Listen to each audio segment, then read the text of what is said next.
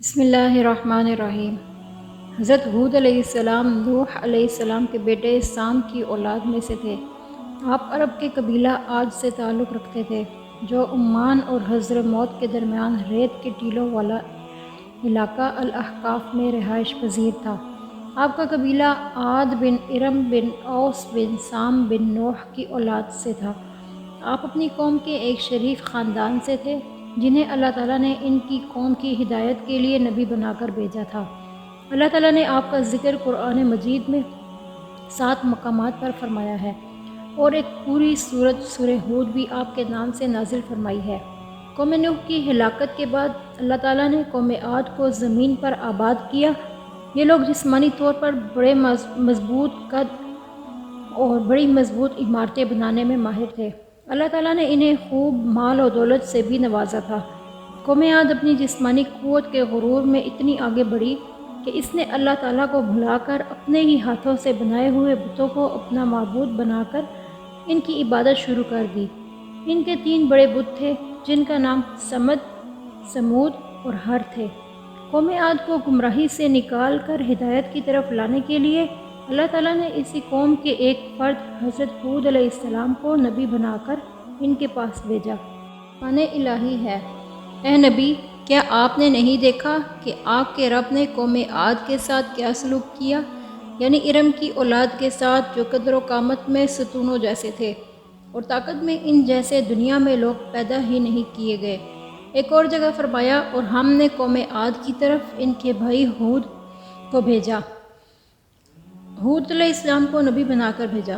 حضرت ہود علیہ السلام نے نبوت ملنے کے بعد جب قوم کو شرک اور اللہ تعالیٰ کی نافرمانیاں کرتے دیکھا تو انہیں اللہ تعالیٰ کی نعمتیں یاد دلاتے ہوئے توحید کی تعلیم دی اور اللہ تعالیٰ کی نافرمانی سے بچنے کی تلقین فرمائی۔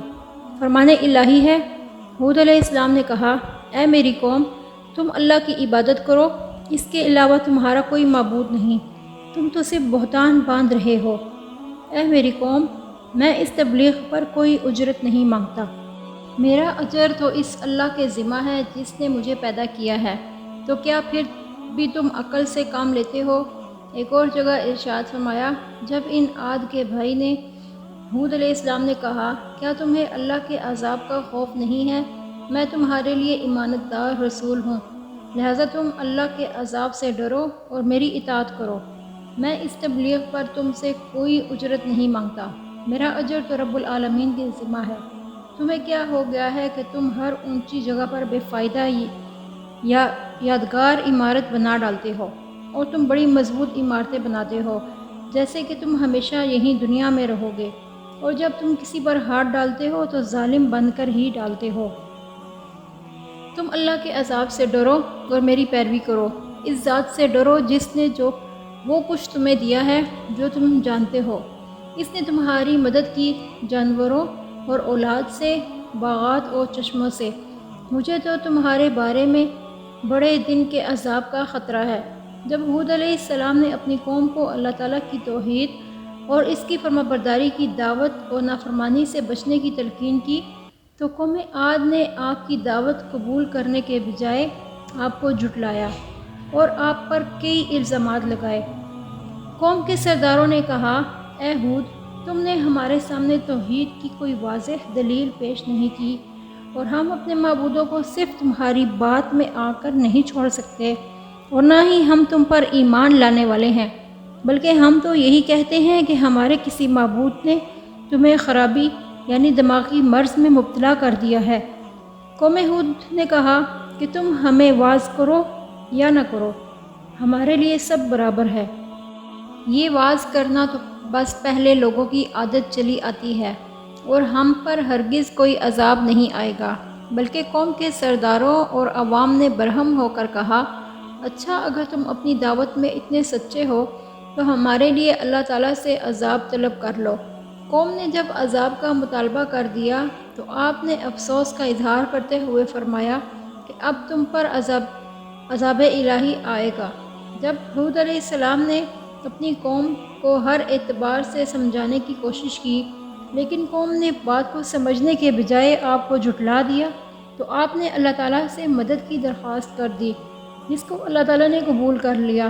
اور قوم عاد پر سخت ترین عذاب ہولناک آندھی کی صورت میں نازل فرمایا۔